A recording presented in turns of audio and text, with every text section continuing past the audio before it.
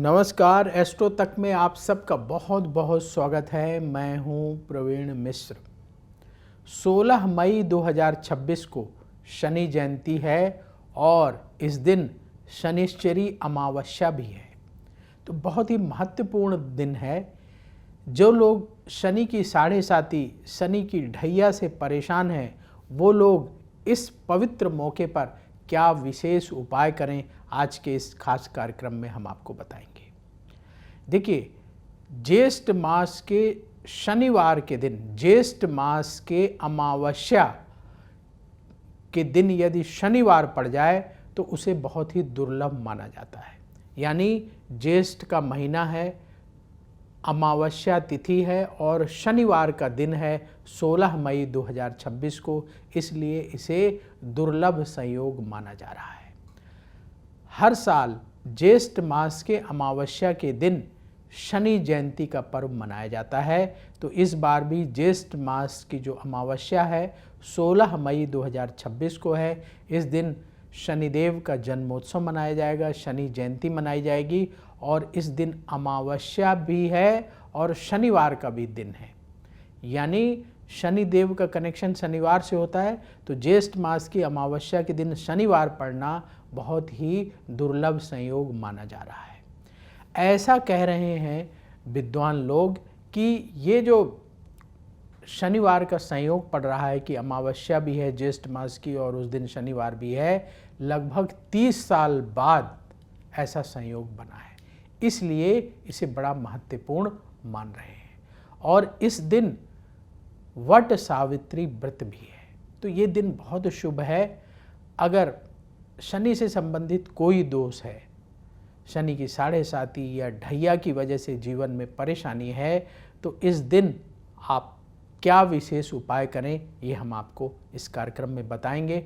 तो आप ज़रूर सुने और जो लोग आपके घर परिवार मित्र, जो जानने वाले जो शनि की साढ़े साती से गुजर रहे हैं, ढैया से गुजर रहे हैं, उन तक ये उपाय अवश्य पहुंचाइएगा। तो जो ये ज्येष्ठ मास की अमावस्या तिथि है, इसकी शुरुआत होगी 16 मई 2026 को सुबह 5:11 पर और समाप्त होगी 17 मई 2026 को रात 1:30 पर। तो 16 मई 2026 को ही शनि जयंती का पर्व मनाया जाएगा। तो इस दिन शनि जयंती भी है, वट सावित्री व्रत भी है और शनिवार का दिन भी है। तो बहुत ही दुर्लभ संयोग है। इस संयोग पर जो आप उपाय करेंगे वो उपाय अवश्य फलीभूत होगा। तो जो लोग शनिदेव को प्रसन्न करना चाहते हैं उन्हें क्या करना चाहिए, और जो लोग शनि की साढ़े साती ढैया से परेशान हैं उन्हें क्या करना चाहिए, हम आपको विशेष उपाय बताएंगे। पहले उन लोगों के लिए उपाय जो लोग हर साल शनि जयंती के दिन शनिदेव का पूजन करते हैं, शनिदेव को प्रसन्न करने के लिए प्रयास करते हैं, उनके लिए क्या करें आप ताकि शनिदेव की कृपा आपको प्राप्त हो। ये जो उपाय बताने जा रहे हैं ये सब कोई कर सकता है। फिर साढ़े साती और ढैया वालों के लिए आगे विशेष उपाय बताएंगे। तो ये उपाय सब कोई करें, चाहे आपकी शनि की साढ़े साती चल रही हो या ना चल रही हो। शनिदेव की कृपा से हमारे जीवन में आत्मविश्वास बढ़ता है, काम के प्रति लगन पैदा होती है। लोग कहते हैं ना जी हमारा काम में मन नहीं लगता। जिन लोगों का काम में मन नहीं लगता, शनि उनकी कुंडली में अनुकूल नहीं होता, क्योंकि शनिदेव जो है श्रम के देवता हैं, परिश्रम के देवता हैं, परिश्रम करने की प्रेरणा प्रदान करते हैं। शनिदेव की कृपा से ही हम परिश्रम कर पाते हैं, क्योंकि शनि का संबंध मेहनत से है, परिश्रम से है। इसीलिए शनिदेव को न्याय का देवता कहा जाता है। जो लोग मेहनत से धन कमाते हैं, परिश्रम से धन कमाते हैं, शनिदेव हमेशा उन्हें शुभ फल प्रदान करते हैं। जो लोग अन्याय के मार्ग पर चलते हैं, काम चोरी करते हैं, शॉर्टकट तरीके से धन कमाने की कोशिश करते हैं, शनिदेव उन्हें दंड देते हैं। गलत काम करने वाले को शनिदेव दंड देते हैं। श्रम करने वाले को, मेहनत करने वाले को, ईमानदारी से धन कमाने वाले को शनिदेव हमेशा कृपा प्रदान करते हैं। तो हम सब पर शनिदेव की कृपा रहे और उनके आशीर्वाद से हम लोग खूब मेहनत करें, खूब उन्नति करें। इसलिए शनि जयंती के इस पावन अवसर पर हम सबको ये उपाय करना चाहिए जो बताने जा रहे हैं। क्या करना है आपको? 16 मई 2026 को सुबह जल्दी उठ जाएं। कब उठना है? सूर्योदय से पहले उठना है। सूर्योदय से पहले उठें, स्नान कर लें और स्वच्छ वस्त्र धारण कर लें। बहुत लोग कहते हैं जी काले कपड़े पहन लें। हम आपको बिल्कुल सलाह नहीं दे रहे हैं कि आप काले कपड़े पहनिए। ऐसा नहीं कि आप काले कपड़े पहनेंगे तो शनिदेव प्रसन्न हो जाएंगे, काले कपड़े नहीं पहनेंगे तो शनिदेव प्रसन्न नहीं होंगे, ये भ्रम है। ऐसा नहीं, आप स्वच्छ वस्त्र धारण करें और कोई भी रंग का वस्त्र धारण कर सकते हैं। आप सफ़ेद रंग का वस्त्र धारण कर लीजिए, सबसे उत्तम है। वस्त्र जो है आपके शालीन होने चाहिए और वस्त्र धारण करके अपने घर के मंदिर की सबसे पहले सफाई करें। अपने घर के मंदिर की सफाई करने के बाद जो आपकी नित्य पूजा है घर की, वो पूजा करिए। और घर में ज़्यादातर लोग शनिदेव की ना तो चित्र रखते हैं और ना मूर्ति रखते हैं, तो कोई दिक्कत नहीं है। आप अपने घर में हनुमान जी की पूजा करिए। जो लोग हनुमान जी की पूजा करते हैं, शनिदेव उन पर बहुत प्रसन्न होते हैं, क्योंकि शनिदेव ने हनुमान जी को वचन दिया था उस समय जब लंका में शनिदेव की मदद की थी। हनुमान जी ने शनिदेव को आज़ाद कराया था कि जो लोग हनुमान जी का पूजन करेंगे, शनिदेव उन पर सदा कृपा करेंगे। तो आप अपने घर में हनुमान जी की आरती कर लीजिए, हनुमान चालीसा का पाठ कर लीजिए।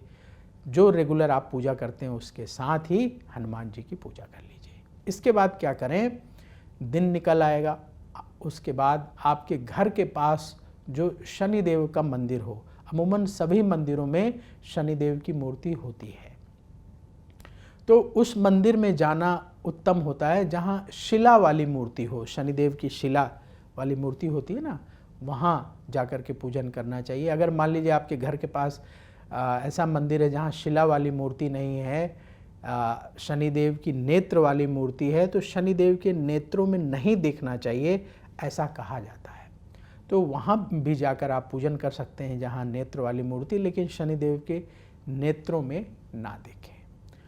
तो शनि मंदिर जाएं, शनि मंदिर जाकर के सरसों के तेल का दीपक शनि मंदिर में जलाएं और मंत्र नोट करिए, ओम शम शनिश्चराय नमः। इस मंत्र का 108 बार जाप करें, वहीं मंदिर परिसर में जहाँ जगह मिल जाए वहाँ बैठ करके। और ज़रूरतमंद लोगों को, गरीबों को फल का दान करें। इस समय जो फल मिलते हैं ना, हमेशा ऋतु फल का दान करना चाहिए। ऋतु फल क्या होता है? जो जिस मौसम में फल मिलता है उसे ऋतु फल कहा जाता है। जैसे अभी ये गर्मी का मौसम है, तो आपको इस मौसम में कौन सा फल मिलेगा? आम मिल जाएगा, आपको तरबूज मिल जाएगा, आपको खरबूजा मिल जाएगा। इस तरह के फल जो मिलते हैं, केला हर सीजन में मिलता है। तो कोई भी जो फल आसानी से मिल जाए, बहुत महंगा ना हो, वो फल ले लें और कम से कम 8 गरीबों को दान करें। अगर आपका बजट अच्छा है तो ज़्यादा लोगों को भी दान कर सकते हैं। तो शनि मंत्र का जाप करने के बाद शनिदेव को प्रणाम करें और जो भी आपकी परेशानी है उसे दूर करने के लिए शनिदेव से प्रार्थना करें और फल का दान ज़रूरतमंद गरीब लोगों को करें। इसके बाद आप अपने घर चले आइए, आपका जो दैनिक कार्य है उसको करिए। ये छोटी सी पूजा शनि जयंती के दिन अगर आपने कर ली तो शनिदेव की कृपा आपको प्राप्त होगी। आप देखेंगे आपका मन शांत होगा और कार्यों के प्रति लगन पैदा होगी। जो भी काम आप करते हैं ना, जिस भी प्रोफेशन से जुड़े हुए हैं, आप जॉब करते हैं, आप बिजनेस करते हैं, कोई भी काम करते हैं, तो उस काम में आपकी रुचि बढ़ेगी। रुचि बढ़ेगी तो आप वो काम अच्छे तरीके से कर पाएंगे और अच्छा धन अर्जित कर पाएंगे। अब उन लोगों के लिए उपाय जिनकी शनि की 7.5 और ढैया चल रही है, ये जो अभी हमने उपाय बताया ये सब लोग कर सकते हैं शनिदेव की कृपा पाने के लिए, अपनी परेशानियों को दूर करने के लिए। अब मान लीजिए किसी की शनि की 7.5 चल रही है या किसी की ढैया चल रही है, वो लोग क्या विशेष उपाय करें। जैसे हम बता देते हैं कि कुंभ राशि वालों की शनि की 7.5 चल रही है, मीन राशि वालों की शनि की 7.5 चल रही है, मेष राशि वालों की शनि की 7.5 चल रही है। तो अगर आपकी शनि की 7.5 चल रही है तो आप ये उपाय जरूर करिएगा। सरल उपाय बताएंगे, इसलिए परेशान ना हो। और ये उपाय इसी दिन करना है, शनि जयंती के दिन, क्योंकि इस दिन विशेष संयोग बन रहा है। शनिचरी अमावस्या भी है, शनि जयंती भी है, और ये महत्वपूर्ण दिन है, शनिवार का दिन है, और इस दिन शनि जयंती का पावन पर्व है। जैसे किसी का जन्मदिन होता है, उस दिन हम उनके घर मिलने जाते हैं, उनके लिए गिफ्ट लेकर के जाते हैं, उनको जन्मदिन की शुभकामनाएं देते हैं, तो वो खुश होते हैं कि हमारे जन्मदिन पर इन्होंने हमें शुभकामनाएं दी, उपहार दिया, हमें याद किया, तो प्रसन्न होते हैं। इसी तरीके से शनिदेव का जन्मदिन है, जन्मोत्सव है, तो इस दिन अगर आप शनिदेव की पूजा उपासना करेंगे तो शनिदेव अवश्य आप पर प्रसन्न होंगे, और आपकी जो शनि की 7.5 या ढैया चल रही है उसमें आपको राहत मिलेगी। आपकी जो परेशानी है, कष्ट है 7.5 या ढैया की वजह से, वो कष्ट दूर होगा। इसलिए ये उपाय आपको 16 मई को ही करना है, इतना ध्यान रखिएगा। तो क्या करना है आपको? 16 मई को आपको सबसे पहले सुबह उठिए, स्नान कर लीजिए, और आपके घर के पास जहाँ मंदिर हो और पीपल का पेड़ हो, किसी भी पीपल के पेड़ के पास नहीं जाके ये उपाय करना है। आपके घर के पास जहाँ कहीं मंदिर हो, या घर के पास या दूर कहीं भी जहाँ मंदिर के परिसर के अंदर पीपल का पेड़ हो, वहाँ जाना है। छोटी छोटी बातें, लेकिन इसका हमेशा ध्यान रखिएगा। और पीपल के पेड़ के नीचे सरसों के तेल का दीपक जलाइए। पता कर लीजिए कि कहाँ अमूमन होता है, ज़्यादातर मंदिरों में पीपल का पेड़ होता है, तो पता कर लीजिए कि कहाँ मंदिर में पीपल का पेड़ है। अमूमन पीपल का पेड़ मिल जाता है, तो वहाँ जा कर के सबसे पहले पीपल के पेड़ के नीचे जा कर के, वहाँ अगर सफाई नहीं है तो सफाई कर लें, थोड़ा सा सफाई कर दें, वो एक सेवा हो गई। और फिर वहाँ पर सरसों के तेल का दीपक जलाएं।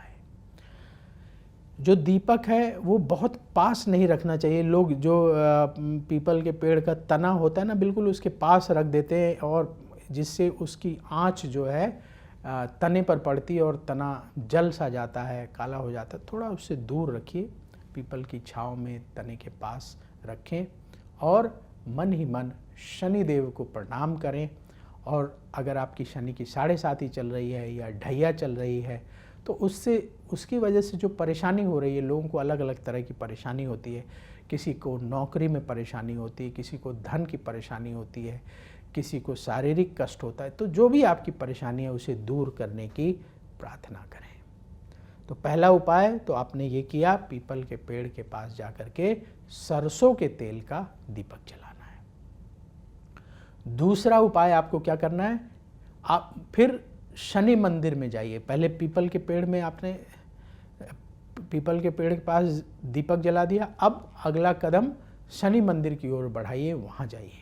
वहाँ जा कर के शनिदेव की मूर्ति के सामने भी एक दिया लें, मिट्टी का दिया, और सरसों के तेल का दीपक जलाएं। और वहीं शनि मंदिर के परिसर में बैठकर शनि चालीसा का पाठ करें। एक बार शनि चालीसा का पाठ करें और शनिदेव को प्रणाम करें कि आपकी शनि की जो 7.5 चल रही है, ढैया चल रही है, उसकी वजह से आपके जीवन में जो कष्ट है, परेशानी है, वो दूर हो। शनि चालीसा का पाठ करने के बाद शनि मंत्र का जाप करें। शनि मंत्र का जाप आप वहीं बैठकर करें। मंत्र नोट कर लीजिए, ओम शम शनिश्चराय नमः, इस मंत्र का जाप करेंगे। इसके बाद वहाँ से उठें, उसी मंदिर परिसर में हनुमान जी के मंदिर में जाएं। हनुमान जी के मंदिर में बैठकर हनुमान चालीसा का पाठ करें, और हनुमान जी से भी वही प्रार्थना करें जो आपने शनि मंदिर में की थी, कि आपको जो कष्ट और परेशानी है वो दूर हो। शनिदेव बहुत प्रसन्न होते हैं जो लोग हनुमान जी की पूजा करते हैं। तो आपने पहले शनिदेव के मंदिर में बैठकर पूजा कर ली, फिर हनुमान जी की पूजा कर ली। इसके बाद आप क्या दान करेंगे वो नोट कर लीजिए। आप हनुमान चालीसा पढ़ने के बाद कम से कम 11 गरीबों को खाने की चीज़ें दान करें। कोई भी खाने की चीज़ आप दान कर सकते हैं, जैसे आप उन्हें पूरी, सब्जी, हलवा ये खिला दीजिए। आप उन्हें ब्रेड पकौड़ा खिला दीजिए, ब्रेड पकौड़ा, सब्जी, कचौरी, सब्जी, कुछ ऐसी चीज़ खिलाना जिससे उनका पेट भर जाए। तो कम से कम 11 गरीबों को भोजन दान करना है। भोजन दान मान लीजिए आप अपने घर से बना करके ले आते हैं तो उत्तम है, घर से बना के नहीं ले आ पाते तो जहाँ जैसी व्यवस्था बने तो आप कचौड़ी, सब्जी, ब्रेड पकौड़ा, सब्जी, पूरी, सब्जी, हलवा, जो व्यवस्था बने आप कम से कम 11 गरीबों को दान करें। अगर मान लीजिए भोजन दान नहीं कर पा रहे हैं, कुछ लोगों को परेशानी होगी, व्यवस्था नहीं बन पाएगी, तो ऐसी स्थिति में आपको क्या दान करना है? फल का दान करना है। आप जैसे 4-4 केले बांट दीजिए, या आप एक एक खरबूजा बांट दीजिए, एक एक आम बांट दीजिए, जो संभव हो 11 गरीबों को फल का दान करें और फिर अपने काम पर चले जाएं। ये उपाय आप शनि जयंती के मौके पर करें। शनिदेव की कृपा से जो आपकी शनि की 7.5 या ढैया चल रही है, उससे संबंधित जो परेशानी है वो सब दूर होगी। तो अब वक्त हो चला है आपसे विदा लेने का। इस वीडियो को ज़्यादा से ज़्यादा लोगों तक पहुंचाइए ताकि लोग शनि जयंती के दिन ये विशेष उपाय करके अपने जीवन की परेशानियों को दूर करने के लिए शनिदेव से प्रार्थना कर सकें। और कमेंट बॉक्स में ज़रूर लिखिएगा आप किस विषय पर वीडियो चाहते हैं, तो उस विषय पर वीडियो लेकर आपके लिए आएंगे। और अगर आपने एस्ट्रो तक को अभी तक नहीं सब्सक्राइब किया है तो ज़रूर कर लें, ताकि एस्ट्रो तक पर धर्म और ज्योतिष से जुड़ी हुई जो महत्वपूर्ण बातें बताई जाती हैं वो समय समय पर आपके पास पहुंचती रहे। तो देखते रहिए एस्ट्रो तक। मुझे दीजिए अनुमति, कमेंट बॉक्स में जय श्री राधे जरूर लिखें। राधा रानी की कृपा से तुरंत आपको पॉजिटिविटी की प्राप्ति होगी। बोलिए जय श्री राधे। अगर आप मुझसे जुड़ करके अपनी समस्याओं का समाधान चाहते हैं और चाहते हैं कि आपकी समस्याओं को ज्योतिष के माध्यम से सुलझाया जाए, तो आप हमसे संपर्क कर सकते हैं, जुड़ सकते हैं एस्ट्रो तक पर।